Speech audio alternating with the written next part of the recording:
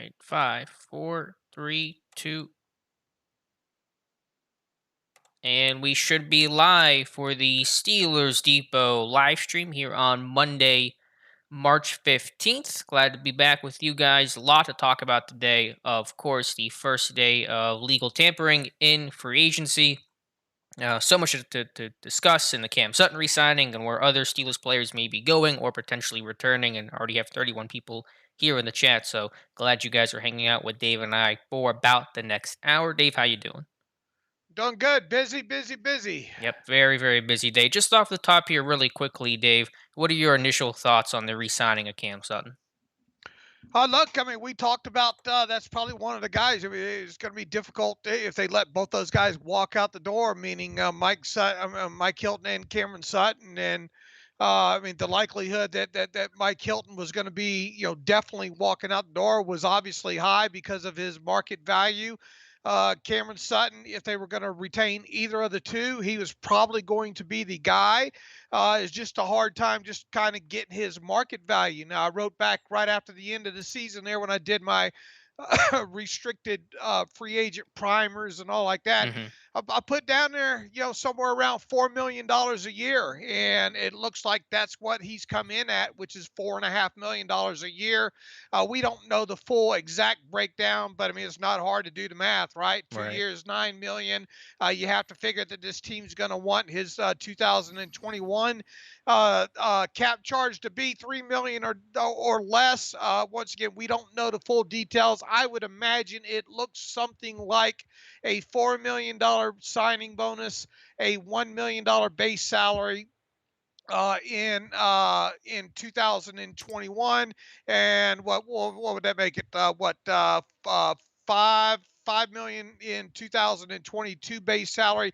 That should put his cap number right around $3 million. Now, Hmm. obviously, you could play with those numbers and all, but I mean that would give him $5 million in his pocket in 2021, and on a deal that totals 9.5 million, you would expect it to be a little bit heavy in that first year on a 2-year deal like that. So, I think this is one of those deals that they absolutely had to get done Yep. here, and he signed, sealed, and delivered. And I know there's some rumblings out there. Well, maybe they'll be able to get Mike. I'll be shocked if they get Hmm. Mike Hilton done. I really do. I think they've kind of covered their bases here with Mike Hilton. So we'll just wait for the final numbers. We'll have them either tonight or in a couple of days. Yeah, I always saw this as an either or with Cam Sutton, Mike Hilton. One of those guys was going to stay, one of those was going to go, and Sutton was the significantly more likely option to stay because he was cheaper. And so I don't expect Hilton to come back. We'll see. Things can surprise. We'll see what the market's like for Mike Hilton, but by all reports,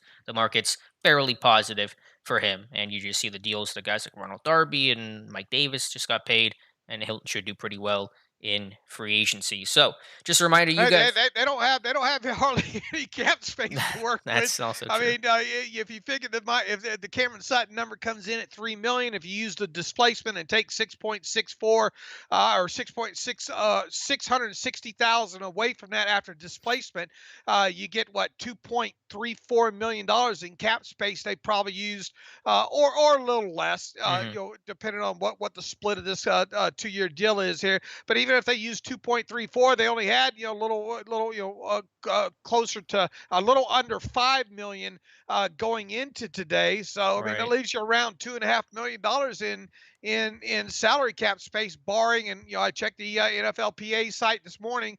There was no restructures or anything like that it hit, and obviously no contract terminations yet either.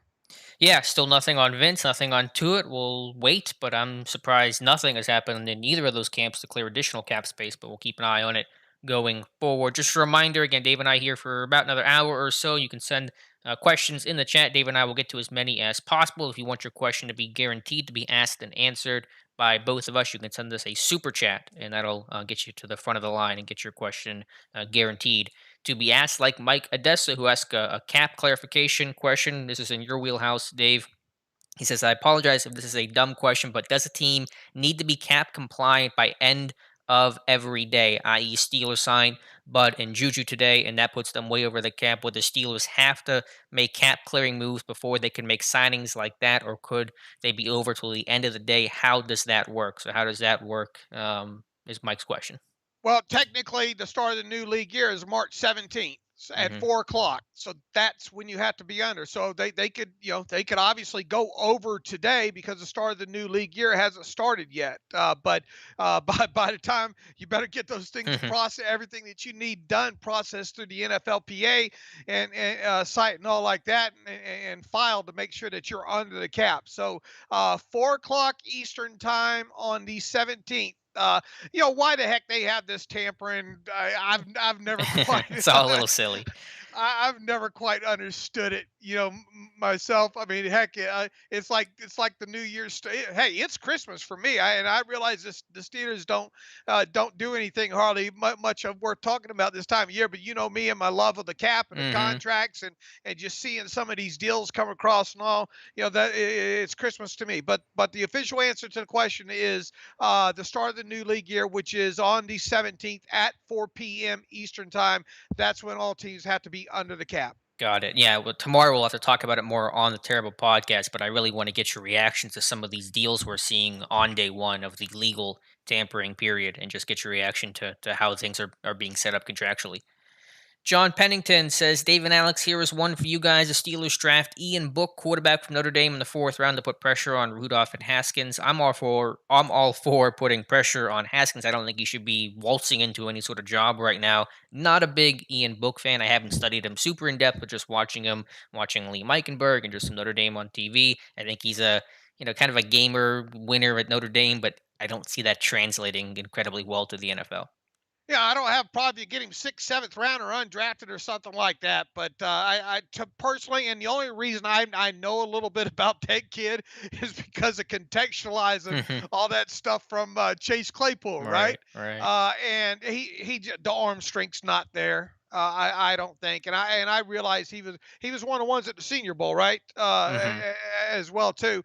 Uh, I'm not seeing it with him, and I'm definitely not seeing it in as far as fourth round talent goes along those lines. Now, if you get in the sixth or seventh round or undrafted and all, that's where I think he is. But that late, my view on quarterbacks, which I think everybody's pretty well aware of at this point in time, if they're going to draft one at all, they should draft one in the first round and Hmm. get a guy that they like. If they don't, why bother? Yep. Because they're probably going to get a lot of compensatory draft picks this year anyway. Give them a little ammunition if they need to move up next year. Maybe if there's a guy that they like. But I don't see the need when you got Haskins and you want to try to see what you have with him. You obviously have Mason Rudolph under contract for 2021, and then go from there. So not a big Ian Book fan myself. Yeah, I'm with you. I like what F War says. Book has moxie. That's about it. I think it's a good way to frame up Ian Book's game. Got a super chat just came in from Rich Hud. Appreciate the super chat. $5 says, "What's this market saying about free agents as a whole? Seems to be the same, huh?" Yeah, I mean, you're still seeing guys get a lot of money. I think we're seeing more incentives and potential voidable year deals, and teams being very creative about how they attack the first year of the contracts, which they generally always do, but maybe even more so this year. But it's free agency, and if you want to play on day one, you got to pay. It's what I kind of have outlined, I think, right, Alex? The Hmm. top of the top Yep. still probably going to get paid here, and it looks. I mean, look at some of these edge rushers, man. Yeah. What's Dupree gonna get? I Oh, mean, yeah, Bud's got to be a pretty happy man seeing kind of this right now, especially with a couple of those guys re-signing with their own teams and never got a chance to hit true. free agency. Uh, well, check back with us on Rich on the wide receiver market because really we don't have a lot of movement there. I think we got some bottom end guys. I'm not surprised Nelson Aguilar. In fact, at first I was a little bit, man, he got 13 million, but Hmm. it ends up. I think there's some incentives in there. I think essentially it's like $11 million per year for Nelson Aguilar. But if Nelson Aguilar gets 11 million, and what did he catch last year, Alex? A little bit less than 50 passes, I Hmm. think, or Yep. something along those lines. 48. 800 something yards. I think he had like 8 touchdowns along those lines. What does that tell you about guys like Kenny Galladay and JuJu Smith-Schuster? My my thought all along is Juju's going to be right there in that 16 to 17.5 million dollar range, and anything less than that, I consider that kind of a little bit of a discount on his end. And we'll see. I think you're going to have the top two or three guys get the money there when it comes to wide receiver, and then the other guys are going to turn in kind of Nelson Aguilar, maybe type contracts there, Hmm. maybe a little bit more than that and all. But so far, and look, it's just a small sample size right now, right? But I think we're seeing the top of the market get the top of the market. So I I'm not really floored, really. Yeah, my overall assessment, and there's so much information pouring in, it's hard to really take a step back and look at it all. But we're seeing a lot of guys stay with their teams, maybe take some shorter deals, and that's, I think, influencing the market for the top end guys. You're seeing, as you said, some of the edge rushers stay, Okora with Detroit and Shaq Barrett in Tampa Bay. That's going to push up the price of guys like Bud Dupree. Some of these receivers who got franchise tag, Allen Robinson, Chris Godwin. That's going to push up the price of some of the receivers like Nelson Aguilar, and eventually, guys like JuJu Smith-Schuster and Kenny Galladay. So I think a lot of guys are just staying at home, taking some shorter deals, and maybe playing for a year or two from now. But I think it is, generally speaking, typical day one of free agency. Shoes, guns, cars, gaming 0112 says Dave, if you don't agree with drafting running backs in the first round when you draft one, when do you draft one is what he's asking, and because you don't like drafting any late either. So that's his question. What is your response to that? I mean, look, you know how I feel about it. I just Hmm. think because of the whole fifth year option and all like that, because the position is just so fungible. And if you just even look back at the last few several running backs over the last, I guess, the 5 years drafted in like the first round, and look at the amount of games that they missed and how many of these guys actually end up making it to their second contracts and all. I was on board a few years ago when they drafted Le'Veon Bell in the second round. I'm fine with them drafting a running back this year, because I think it's evident that they are. I'm a little bit aggravated though that here we are. What this will make the fourth year in a row that they've drafted a running back, and Hmm. and they and everybody else can get fungibility out of it except for the Steelers, right? Right. Uh, I understand why they are. I mean, I just personally don't like it because I just think it is such a fungible position. So, do I think they're going to draft one this year? Look, at this point now, I don't think anybody can deny that they're going to end up with either one of probably Najee Harris, Javante Williams, or Travis Etienne. Right. I think that's a given at this point. It's just where do you get those guys? You got to get one of them in the first round, or you got to get one and one of them going to drop down to 55 to you. And I think the odds are good that one of those guys drops down to 55 if the Steelers waited there. I just have a hard time imagining all three of those guys going in the top 54 picks. So, look, it's just from more of an analytical, statistical standpoint, Hmm. that I'm just not a fan because normally, look, the Steelers like to get these first round draft picks of theirs 2 second contracts because that's the value of obviously of a first round draft pick on top of it. I just don't like the chances of that happening with the first round running back. Just, I mean, history tells you that it's not a good investment anyway if you do get that player to a second contract or Right. at the running back position. Right. Understood. Good answer. James Naylor says, I am the only one who finds it unusual that Kevin Colbert keeps signing deals through next year's draft. Would the next GM really want to take, and it was a super chat that just came in, so I lost my place, but the question was, would the next GM really want to take over right after any given draft? I get that point, James, and I suspect that when Colbert retires, which I have a feeling this will be his final year, it'll be after the season. Contractually, it runs through the draft because that's just how the contracts are set up. But he actually wouldn't step aside after the draft, and a new GM wouldn't come in May. That's my guess of the situation. Yeah, I mean, look, he's how old is he now? 60. Mid late 60s, Yes. 65. Yeah, and he's obviously been there since 2000. Right. And look back at those old pictures. He had hair. Look like a young man back then. Now he obviously don't. So, yeah, I mean, look, I think there, and we've said it for a little while. You would think that at the very least, Colbert and Ben Roethlisberger are tied to the hip, and I think at this point it's pretty obvious that barring really something unforeseen, this is going to be it for Ben Roethlisberger.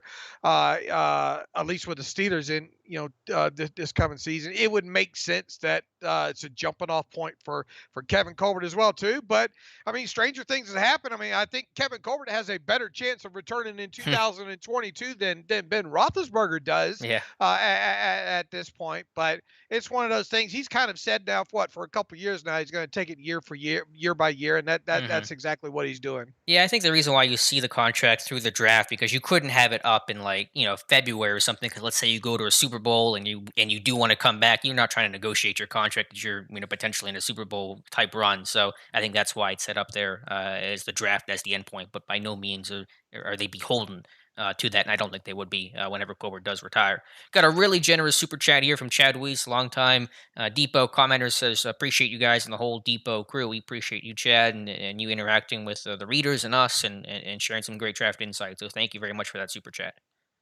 Got a question here, said several times, so I'll indulge it here from Bro High. Says, do you think we should draft Kellen Mond on day 2 or 3? I like Mond more than some of the other tier 2 quarterbacks, more so than, say, Jamie Newman had a decent week at the Senior Bowl. But I'm with Dave. I'm a go big or go home guy when it comes to quarterbacks. If I don't draft somebody in the first round, unless I think there's somebody that truly is a diamond in the rough, I'm not going to address the position. And I don't think Mond is that diamond in the rough. Same. Yeah, so there's your answer there, Bro Hi. Let me scroll back up here to the chat. 150 people in the chat. Thank you guys so Ooh, much. A crazy, crazy first day of free agency, and the Steelers haven't done a whole lot, and there's going to be a whole lot more news coming in, and y'all we're really like following this. Alex a lot. No, like both of us. It's a good tag team here. Steel Pastor says, if you could only have 2 of 3, would it be Hayden, Cam Sutton, or Sutton and Hilton? Says Tim Sutton. I'm trying to figure out the question here. I'm happy with what they have. I think in an ideal world, would you rather have Sutton and Hilton than Hayden and the other? Probably for the longer term benefit. But my goal and hope for the team was going to be to just not lose both Hilton and Sutton. If you do that, that's devastating. Who do you replace both of those guys with? You got slot concerns, you got dimebacker concerns. You at least keep Cam Sutton. So to me, that's mission accomplished. Yeah, and I look at it more of because I know what the cap situation is, and I know what the market value is here. I think you take the signing of Cameron Sutton and you run real quick. Hmm. Uh, because I really I don't think Joe Hayden's going anywhere. Once again, look, I mean, he's only scheduled to make what do we say he's going to make 7 million Hmm. in this year. That's not a lot. I mean, and I think he's got $7 million worth of play in him. Now, I would kind of question if we got into, if they did extend them and they weren't fake years or whatnot, and then here we are a year from now talking about Joe Hayden still being, the starting cornerback, and I'd kind of raise my eyebrows at that point. But really, long story short, I look at it more of less hypothetical more than I do what was the most realistic thing to kind of happen here, Hmm. and uh, the most doable thing. And I think that one thing has happened. Look, God bless Mike Hilton. I wish they could get him back, but that dude deserves to get paid, man. Absolutely. And who knows? Who knows? Maybe 2 years somewhere. Maybe he comes back on a cheap deal or something to end his career in Pittsburgh or something along those lines. I don't know, but I'm rooting for Mike Hilton to get paid this offseason, and I think he will. And I've been kind of resigned to the fact that he won't be in Pittsburgh this year. Look, if they get something done with him, I'll be floored, but it'll be a great problem to have. I just don't think it's going to go that route. Yeah, I'm with it. Just some quick free agency news. Scrolling through my Twitter timeline, some of the alerts I'm getting. Jaguars very active the last couple of hours, signing Philip Dorsett, Carlos Hyde, Rayshon Jenkins. So Urban Meyer trying to load up here. You guys see on screen my 2021 mock offseason. Got a lot of good reviews and a lot of praise, a lot of criticism too, which is very fair because I didn't love what I did this year. But you guys should check that out over on Steelers Depot. Have a question here from Steve Brooks who says, who gets Hilton snaps, Cam and dot dot dot? Well, Cam Sutton's going to be your starting slot corner in 2021. I'm 100% positive on that. From there on out, and who's going to be your dime guy, I think it's kind of up in the air right now in terms of in-house options. Antoine Brooks might be your next man up, kind of that slot backer type role. Played a little bit last year when injury struck. Second year guy, hopefully a good jump for him after that just chaotic rookie year of the pandemic and no offseason program, no preseason games, etc. Other than that, they're going to have to add somebody, whether that's through draft or some low-level free agent type guy. I'm not sure, but there aren't a lot of great in-house replacements right now to replace both, Hilton leaving and then Sutton ascending to a full-time nickel role. You would think that if they address the cornerback position in this draft, probably going to be a slot type player, right? You would think. I mean, but you got to consider Hayden last year of his deal. Nelson currently, expiring contract. Justin Lane hasn't impressed, so I think slot's more likely, but it could go either way. And I think they like James Pierre. Obviously, Hmm. it's unfortunate we don't know a lot about him. I think who was it? Owen or Tyler Wise, one of the two broke him down. Whatever amount of snaps he played late in the season, and there, there's obviously some good there, but no way, shape, or form can you draw any hard Right. conclusions from what did he play? 9 snaps, 19 snaps, something like that. Yeah, he surpassed Lane by the end of the year. I think they like Pierre more Oh than like yeah, Justin Lane right now. So if there's going to be a guy to replace a Joe Hayden, I mean, unless Cam Sutton kicks outside, it's James Pierre. obviously you'd like to get that Uber, you'd like to get that Cameron Sutton type, maybe. That a Hmm. guy that can play inside, outside, smart, knows that knows every position on the field, kind of player there. But I think that might be asking a little bit much, especially when you get into fourth, fifth round, probably rounds where they're probably more likely to get one of those. So it could go either way, but I would think probably they would lean towards slot right now. Gage and Duck are asking questions about a potential Le'Veon Bell reunion and if I would like him back as the receiving back. I think the skills would diminish so much it's not worth the distraction and drama and storyline on Le'Veon Bell. I'd rather bring in a Theo Riddick or Chris Thompson or somebody like that I think would do better in that receiving role and wouldn't have the storyline and the headline of Le'Veon Bell coming back to Pittsburgh. I don't think that's going to happen. Yeah, no thank you. Yeah. They have that T-shirt already. Yeah, it's not worth much right now. Let's see. All sports all the time says Bud is about to get paid. I think you're right, my dude. Frank K says Bud will get a minimum of 15 to 20 million per season, and Alvaro Ortego says expected contract for Dupree more than Barrett. Do you think Bud Dupree gets more than Barrett's? What was that? 17 million before incentives per year for Shaq Barrett? I have to look. I haven't seen everything about that deal, but I would think it's going to be right there in line. I mean, look, I mean, uh, there's still him coming off this knee injury involved. If he wasn't that, I mean, we're talking about 18 and a half to 20 Mm-hmm. million for Bud. No problem here. Is there a hurry? Is there maybe a wink, wink, or a nod, nod out there right now too? It's going to be interesting to see the timeline on this. If teams are truly, because evidently, he's posting these videos and there's reports that his rehab's going good, but it's only been since December though, right? So we're talking about Right. January, February, March, where he's probably right around a little more than 3 months removed from surgery. That's Mm-hmm. not a lot, you No. know. Uh, will teams maybe wait a little bit on him? And the bad thing about it is if they do, I mean, obviously, I hope he gets paid tomorrow, and hope he gets the 18 million because that helps the Steelers in compensatory draft Mm-hmm. pick value here. But what happens if we're getting closer up to that time where the cutoff is, where the compensatory pick time is here? Right. Is that a possibility? And that would be my only fear. I'm not saying it's going to happen. I'm just saying that if we get like past March 17th and Bud's not signed, maybe that's time to start worrying. You know what I'm Right. saying? Sure. But what's his market value now? I mean, I've kind of said all along that the injury and all, I've thought it's at least. I thought that at least if he took a 1 year deal, it would be 10 million if he had to settle for a one year deal. But if he's able to find a team willing to pay him multi years, there's no way he's going to lock himself up for no 10 million a year. So that No. would have to be in that 15 to I would think 15 to 18 million dollar range, somewhere around in there. So now we just, before you go to bed tonight, everybody pray that Bud Dupree gets signed, because I don't think you want this thing lasting past March 17th, because if it does, maybe that's a sign that some teams out there are wanting to wait a little bit longer until he gets a little bit further along in his rehab. And Ian Rappaport had some good news for Steelers fans, at least in that regard, reporting, nothing guaranteed, but that Bud Dupree has a strong market right now. So I think his deal, whenever it gets done, will be very comparable to what Shaq Barrett got. Maybe a little bit more, maybe a little bit less, maybe just about the same. but in that Shaq Barrett range is where I expect Dupree to come in. I think he won't have to settle for the 1 year deal. I think we'll get the mega multi-year contract. I'm gonna go out on a limb like I did a couple weeks ago when John Clayton said that Bud Dupree's gonna have to settle for $6 million a year. I'm gonna go. I called that BS in that post pretty much when I wrote it up there. I'm gonna go out on a limb and say that Bud Dupree gets more than $6 million per year. Strong take. You heard it I first know. from Dave I know. Bryan. Got a good question from Mark Leslie. I don't know if I have a great answer to it, so I'll kick it to you first, Dave. Juju inevitably leaving and breaking my heart. Who was the one player that has hurt you personally the most that left the Steelers? What player for leaving really hurt you, Dave? I still have bad dreams seeing Franco Harris in a Seattle Seahawks jersey, man. Cringing right That, now. yeah, that's I mean that's being forced to sit through a New Kids on the Block concert or something like that. Alex's favorite band, but Got all their uh, records? I don't know.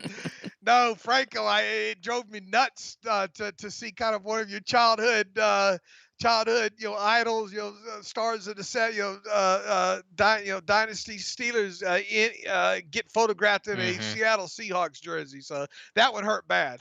Yeah, I don't know if I have a good answer. I mean, there's some of those Mike Webster in Kansas City. That one's always going to be weird too, like Franco. Man, that's a really good question. It was weird seeing James Harrison in a Bengals uniform too, and then a Patriots uniform. That one was just a bizarre situation. Some of that is Harrison's own doing, kind of forcing his way out to go to New England. But that one to me was weird. Going up, watching James Harrison, that great duo, and then seeing him play for the Bengals, no less, just was hard to wrap my head around. Rod Woodson in a Ravens Yeah, jersey won't bring you warm and fuzzies either. yeah, that's a great one too. I'd love to know your Cornell guys'. Lake in a Jaguars uniform. I barely even remember that. Yeah, that's a good pull for sure. But let us know in the comments what free agent or what Steeler that left that really hurt you, kind of emotionally, the most.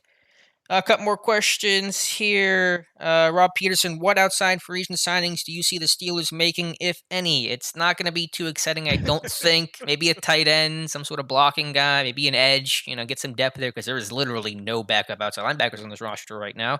But I think it's going to be about trying to re-sign your own, whether that's Matt Filer, Tyson Alualu, Zach Banner. We'll see who is retained, but that is the game right now. Trying to keep your own as opposed to chasing outsiders.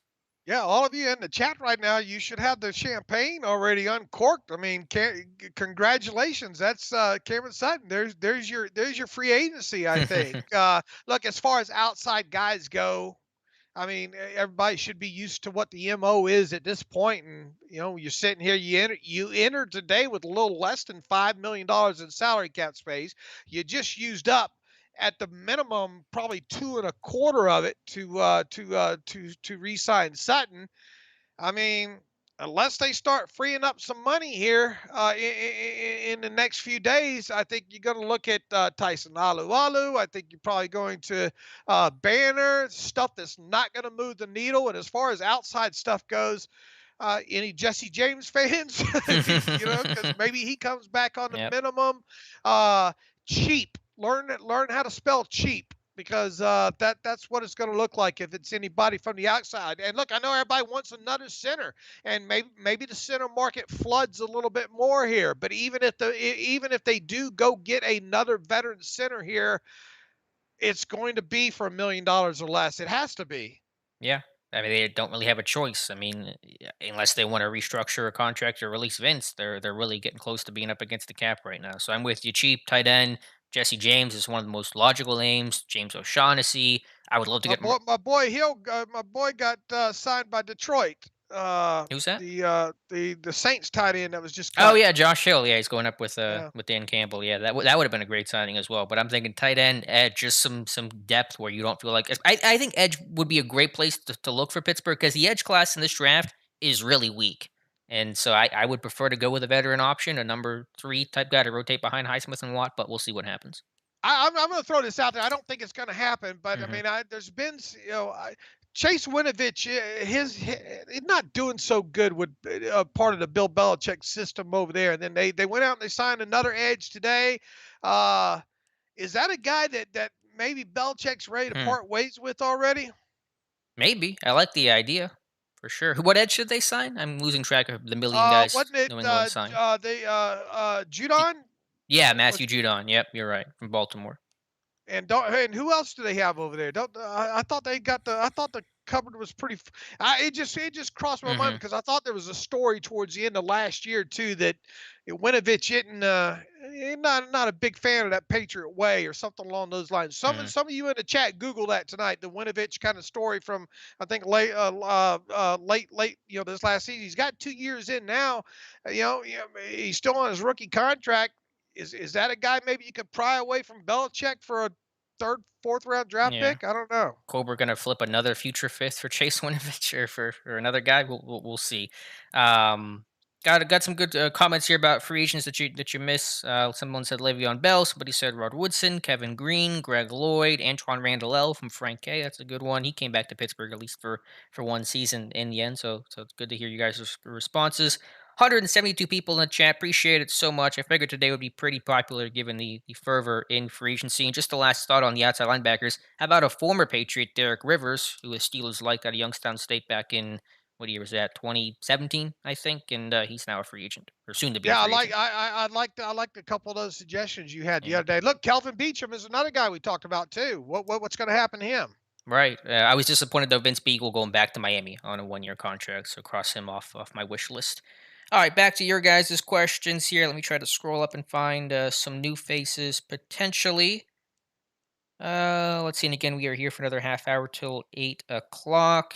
Someone I asking. want full credit if that Winovich comes through. All All right. right. Yeah. Hey, I'll give it to you. I mean, that would I be a don't heck think of a it will. call. I don't think. It crossed my mind when I saw them sign Judon today, and just kind of thinking back to that story a little bit earlier. I think in the off season there. Yeah. Somebody had asked me, and I can't find who it was or where the question was at, who I like more, though, Javante Williams or Travis Etienne. I like Javante Williams more. I think the Steelers might as well. It's a little bit tougher to tell with the new OC in there, but Williams is kind of that.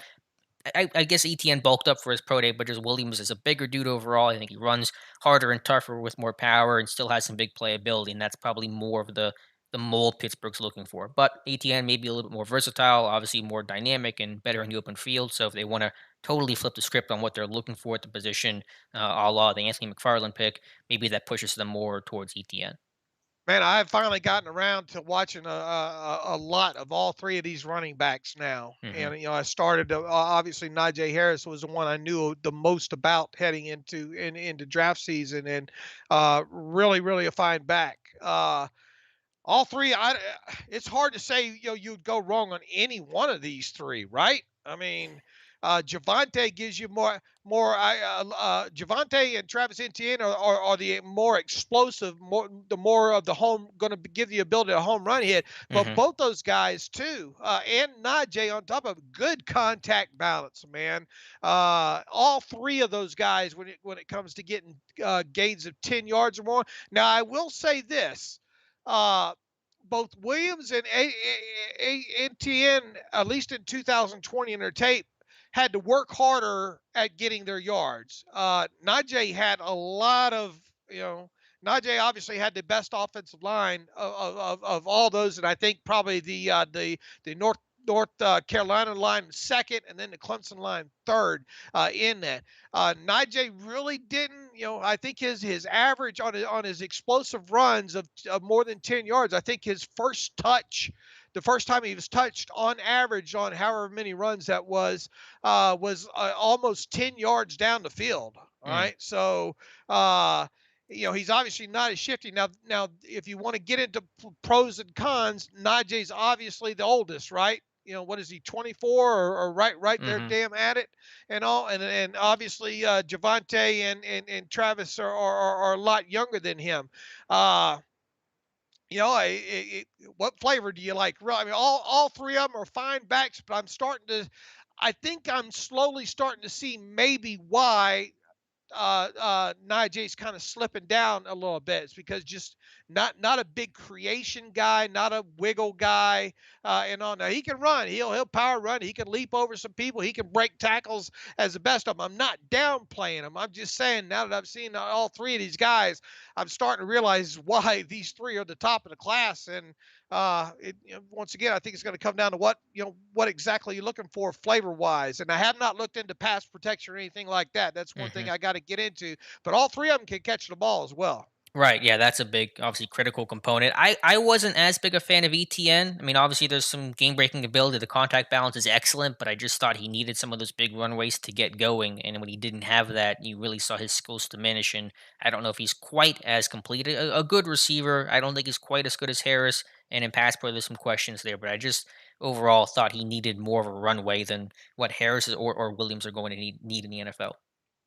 That was my take anyway. But I don't think there's a terrible choice there, and I think obviously all three are going to be in play for Pittsburgh at number 24 or number 55 if a Williams or even ETN were to fall. All right, let's see more questions here. Be sure to ask them in the chat and super chat if you want to get to the front of the line. Let's see. Paul Brown says, "Do you realistically see Jesse James drawing interest for any other team other than the Steelers?" Who knows? Potentially, I'm sure somebody would throw a pretty low-level minimum type deal Jesse James's way, but I think Pittsburgh makes as much sense as any place for him to come back to. I mean, if somebody signs him, it's not going to be. You wouldn't think it'd be much more than the minimum. Hmm. Could if push comes to shove, could the Steelers do 2 years on him? Would Jesse even want to do 2 years?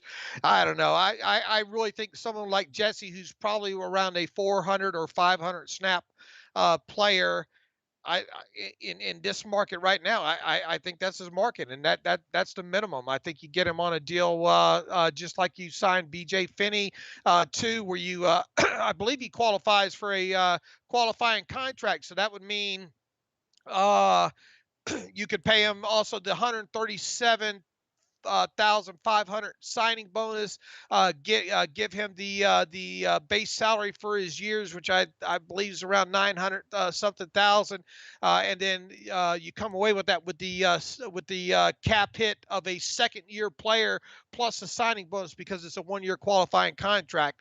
I would think that that's the way that the Steelers are trying. I would think that they've reached out to him Hmm.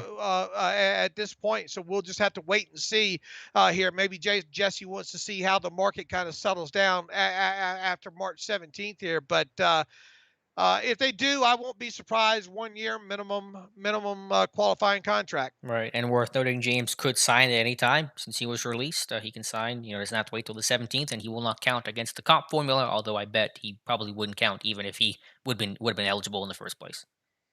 Let's see. I had a question here from Hector Martinez. Says, do the Steelers roll with Chase, Deontay, and James Washington, or do they sign someone in free agency or the draft? I have an article on this I'll have in a day or two on JuJu, and assuming that he's gone, I think it's 98% likely JuJu's gone at this point. You have to replace that skill set in the slot, and obviously Chase and Deontay and Washington are all very talented players, but none of them quite have the tough possession option route skill set that JuJu has. I mean, Claypool to an extent is probably the closest thing to that, but still isn't 1-to-1. So I would love to see a slot receiver come in. I've mentioned Willie Snead and Golden Tate, or even a Trent Taylor on a real low level, probably even cheaper option. And then there's some draft guys as well. Daz Newsome from North Carolina, Amari Rogers from Clemson, Amon-Ra St. Brown from USC to go back from the old Juju kind of train of thought. Those are some options, but I think you will have to bring somebody in to specifically fill that pretty valued and underappreciated skill set that Juju brought. I mean, true or false? If Juju walks out that door, the Steelers will draft a wide receiver. True, 100% true. Right. So, and then But do you you sign somebody resign. in free agency too? I you do for the minimum, but Hmm. that's it. You're gonna want some bodies there to kind of cover you just in case, Any to idea on have a some. who? Because Tate probably wouldn't sign for the minimum. I don't think Snead would either. Well, then lower your sights. I mean, you could just say, we got Ray, and we'll just go draft somebody. I mean, you could theoretically do that. You could. I would think that maybe they'd want at least one more, maybe veteran Hmm. to at least compete in there. But once again, you're talking about a minimum salary guy. I mean, they're going to draft. I mean, it would be shocking. I mean, only twice during since Kevin Colbert's been in Pittsburgh have they not drafted a wide receiver in a draft. And if they definitely losing one, if they wind up losing Juju, I mean, the odds astronomically go up. Right. That they would. So uh, knowing that you're probably going to want that kid to make the roster, you spend a high enough draft pick on him. How many wide receivers you going to carry? Five, six. Hmm. Depends on what you classify Ray as. So I think you go out there and get a guy, but it had to be a minimum value guy. It had to be a veteran minimum value guy that could give you something in the slot. Right. Got a super chat here from Rich Hud. Opinion on Master Teague.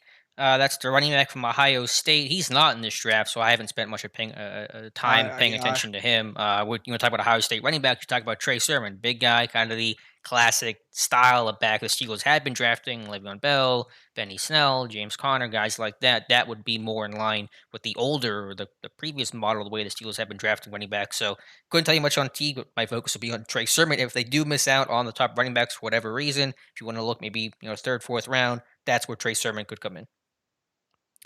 Let's see. I saw one question a moment ago I wanted to get to. Good question here from Simon K. I apologize, I don't know how to pronounce your last name, but he says, as this team prides itself on re-signing their own talent for as long as they can, should it be deemed a failure when we see so many great young players walk this year? I don't think it should be. And let's just see who all they lose and who all gets retained. Obviously, they're going to lose some guys, but let's just see, where things are when the dust settles. Had there not been obviously the pandemic and the cap constriction and things like that, you would have seen probably more of these guys come back, or at least a greater chance for a Mike Hilton to return, maybe even a Bud Dupree, etc. So this year was so weird for so many obvious reasons. So it's hard to hold that against the Steelers too much. And just generally speaking, their overall track record of retaining talent is awfully impressive. So understand the question. It is definitely a very painful offseason for the Steelers. We've been talking about that since last August, Dave, you and I. But I think there's some obvious caveats and explanations for why this year was especially painful. Oh yeah, look, I mean, you're talking about $25 million difference in cat space. I covered this on my terrible take not too long Hmm. ago, right? Exactly. People want to get on them and saying they mismanaged the cap and all like that, but I mean, there's they don't have $25 million that they probably and they usually plan this thing out at least 3 years out, right? Hmm. Probably a little bit into 4 years as well too when you're planning out what your cap cost and what your cash flow and what your cash expenditures are going to be on top of it there. So, uh, you got yourself in a spot where you're expecting the cap to be probably at least 25 million more than what it is now, and for a team that kind of lives in the future, if you will, as the Steelers did. Look, I mean, they got themselves last year because of having to kind of wait until the last minute because of being up against the cap. Remember, all those restructures had to come late because they were waiting for the CBA to get ratified. Because remember the 30% rule that we talked Hmm. about and all like that had they gone into an uncapped year there. So all that kind of stuff had to happen late, and they had to clear cap room and that's what happened. And then on top, a byproduct of that was that well, we're going to get into a year there where not only do we have some can kicking going on, we don't have $25 million in cap space that we thought that we were going to have there. So that plays all together. But I mean, in typical Steelers fashion, anyway, what usually happens? They retain three or four of their, they try to retain usually two, three, four of their own unrestricted types.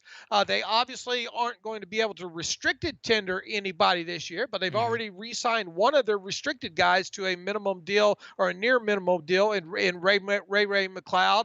We'll see what happens with Ola Daney. I have a feeling Ola comes back on for the minimum after the dust settles. If not, what have you really lost there?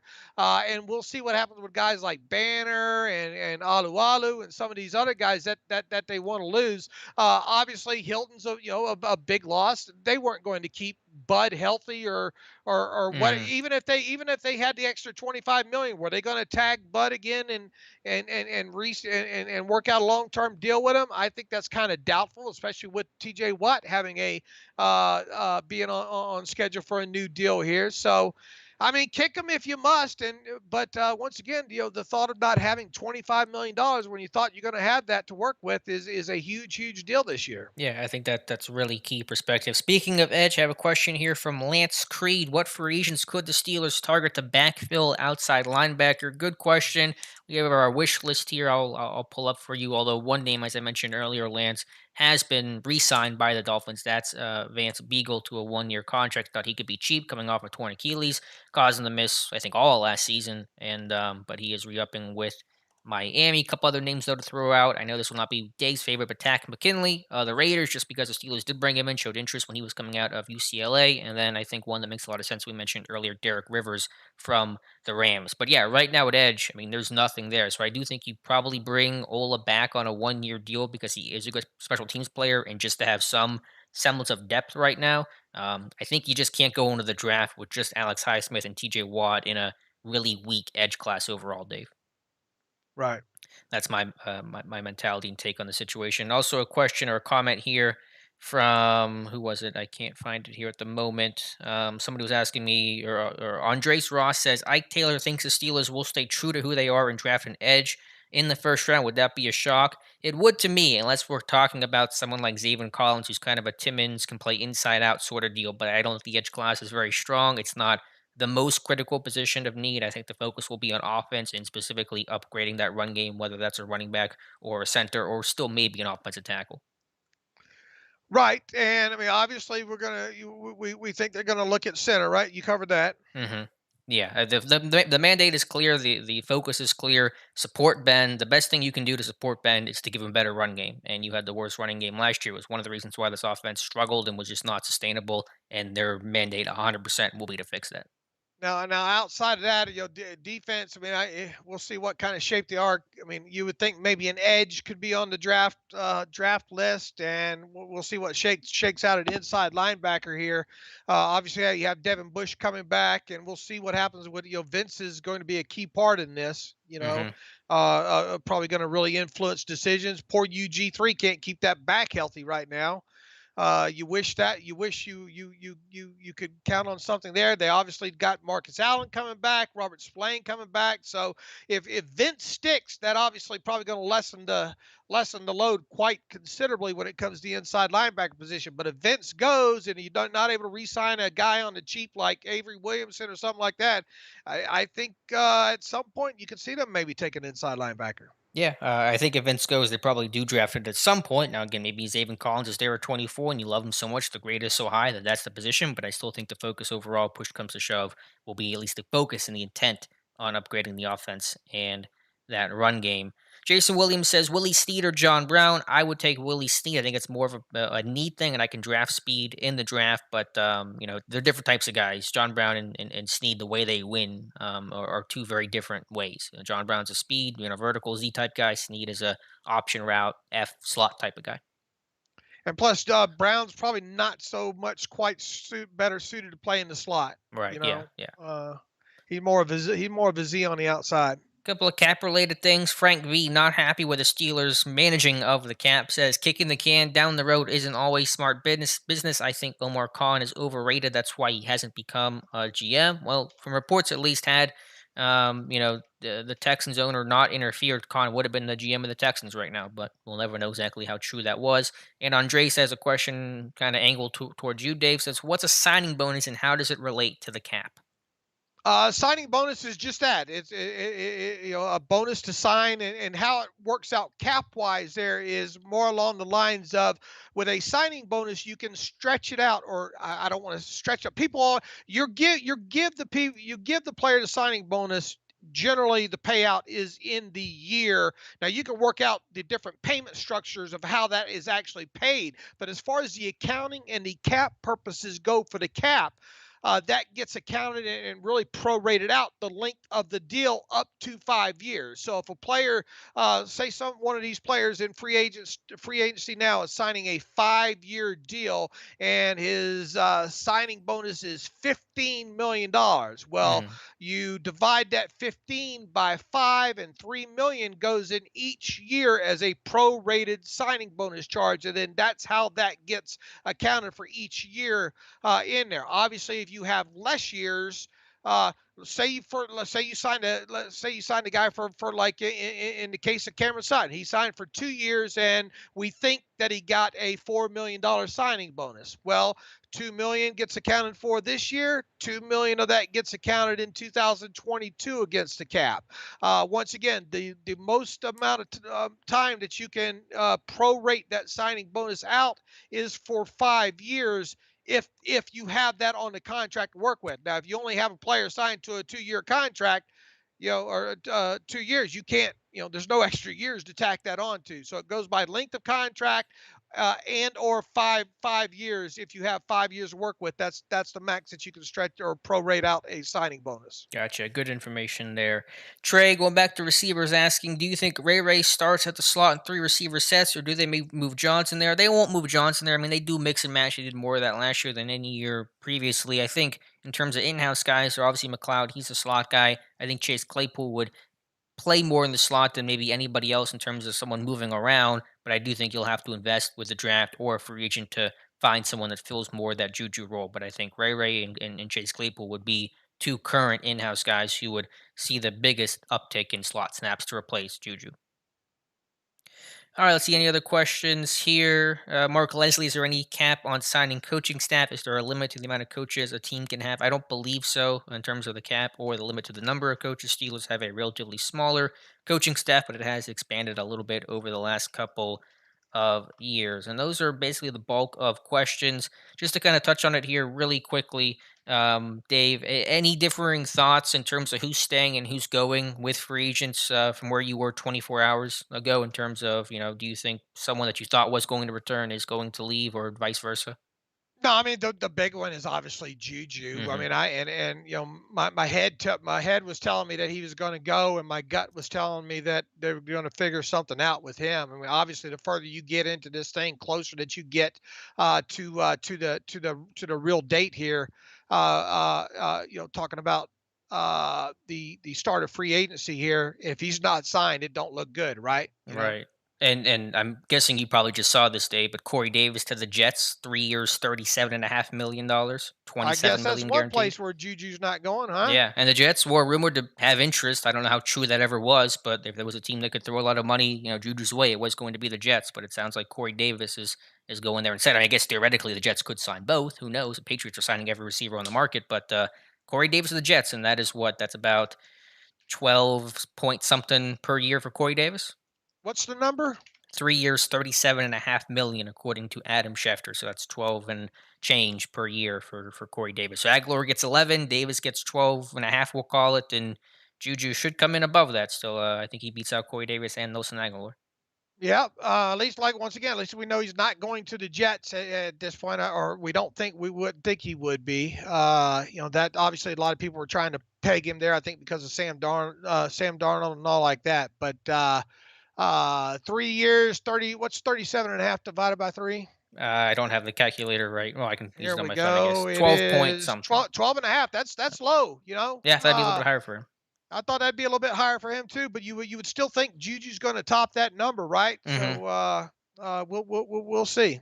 Someone was kind of surprised. I think Trey was about Claypool in the slot, but he played in the slot a good bit. Think about the Eagles game, that last touchdown he had that came over the slot, and so he played there. Not that he's a conventional slot receiver, but Juju wasn't He either. did a lot. He did it quite a bit at Notre Dame Hmm. now. So Yeah. that's what I'm kind of looking for here. Right. Again, the skill set is different. The way you use Juju can't be the way and wouldn't be the way you use Claypool, but you could just still play in that slot just to soak up some snaps there. Have James Washington on the outside as the Z, Johnson as the X. That's one way of looking at things. Jesse's asking about Will Fuller from the Texans. What do you think about the Steelers taking a look at him? I don't see it. Fuller wants to take a 1 year deal, and the Steelers will not be able to afford that because of their cap situation. Plus, he's suspended for the first month of 2021. I think maybe we're afraid he's got 1 game left on his suspension, I should say. But still, I don't see him being on Pittsburgh's radar because he wants a 1 year contract, and there's no way to move that money if you're Pittsburgh, who's still pretty close to the cap. Right. Let's see. Jason Williams saying the Notre Dame linebacker, that's JOK or Najee Harris. Who are you taking? I understand, again, it's like Zayvon Collins, super athletic guy. Talking about the Notre Dame kid. I think Pittsburgh, though, would take Najee Harris. Who would I take? I'm not 100% sure, but I think Pittsburgh would be in the mindset of taking Najee Harris. Yeah, I don't like I said, I think it's gonna be one of three. I think one of those three are gonna end up being with the Steelers. I've gone through the explosive plays. I'm starting to go through the targets now. And after that, I'm going to look at the pass protection. So I mean, that's quite a lot to look at right now. But I just tell you, just from an explosive play, I mean, standpoint with these guys, all three of them are impressive, and it's no wonder why they're the top three in this class. Now, which is the one that's got the Travis, I think, has had a little bit of problem Fumbling. holding on to the football a little bit there. Not massive, but I mean, it is there on his tape more so than what I've seen with Javante and Najee Harris there. So uh, all three of them are impressive, and I at this point I will tell you this: I think one of the three are going to be members of the Hmm. Steelers. That's a fair point and fair prediction, I think. Last question here will go from Mike Adesso. Do you think the NFL would ever stop teams from creating these crazy contracts with all these voidable years? Do you think the league would ever intervene at any point, Dave? I don't know how much more they're going. Normally, you don't have to abuse it like this, and I Hmm. think I think the NFLPA says who gives a probably says who gives a you know what. Just let the team spend the money. You Hmm. know, whatever it takes. Where would the biggest pushback come from anyway? If teams weren't spending the money, I guess that'd be one thing. But at least teams are spending the money here. Look, I don't think what they did with who's the New Orleans quarterback, Drew Brees. full. No, the one they just added the four Oh, voidable Taysom years. Hill and his Yeah, $140 million. why? There's no reason to put those kind of salaries in that thing. Hmm. I mean, if you're gonna do it that way, do it the way the Steelers did, and just put all minimum salaries in there. You try. Why? I don't. Are they trying to be cute or what? Are they trying to influence the quarterback number Hmm. or what? I mean, now that I don't think if you're gonna here's what the rule should be. If you're gonna put voidable years in there, they have to be minimum salaries. How about that? Mm. That would basically stop teams from doing that in the first place. Well, no, it'll Or stop them from putting in these inflate. You could still straight. You could yeah, still add the four that's voidable true. years, but I mean, if they're going to void, they're going to void. Don't impact the franchise tag number or anything along those lines. You know what I'm Mhm. saying? Yeah, that's a good point. Yeah, I don't know if the league would step in, and I understand this year's kind of weird, but will teams start to, use this as precedent going forward because it is a really creative way to create cap space if you need it, even in normal circumstances. So I wonder if teams will start to lean on this now because they realize, hey, this thing actually works pretty well for us, at least in the short term. Well, if a player too, if a player knows it's going to keep his job and he's still going to get his money, but he's still going to become a free agent, a lot of them would do it. Now, it would be, if you went to Joe Hayden right now, what would Joe Hayden's reaction be to? We want you to add, 2 or 3 dummy years that are going to void. Which basically, we want you to do this. We don't want you to take any new money. We're going to give Hmm. you what's owed to you, the 7 million. You know, we just want you to add on these dummy years, and then by the way, they're going to void. So this is going to be your last year. That's a tough conversation to have with a veteran player. Hmm. You know. Absolutely. Yeah, it's a good question. We'll see going forward. Just last bit of Steelers, well, semi-Steelers news. Tyler Betakevich getting a 1-year extension from the Buffalo Bills, so Wow. that's good for Dirty Red. And Trey had mentioned about rumors of DJ Chark going to Baltimore for Orlando Brown Jr. Yeah, I saw that guy. Then he started fighting with the owner of the Jacksonville Jaguars about it, so I'm not sure how much to take that as gospel. It doesn't sound like that's actually going to happen there, Trey. So that is going to wrap up today's stream. We'll be back in 2 weeks post free agency to talk about everything the Steelers did and more likely did not do in free agency. But we'll have a lot of content on SteelersDepot.com on the podcast tomorrow morning/afternoon and on my YouTube channel as well. So thank you guys so much for being here. I think maybe a record turnout tonight. So that was absolutely awesome to see. You guys are great. Great questions. Thank you so much for being here. And Dave, Bryan, as always, thank you for being here as well. Yeah. Thank you everybody for tuning in tonight. Peace and love to all of you. Stay safe. Thank you. All right, guys, we will talk to you soon. Enjoy free agency, and certainly we'll be covering it over on Steelers Depot from every single angle. Have a good night, guys.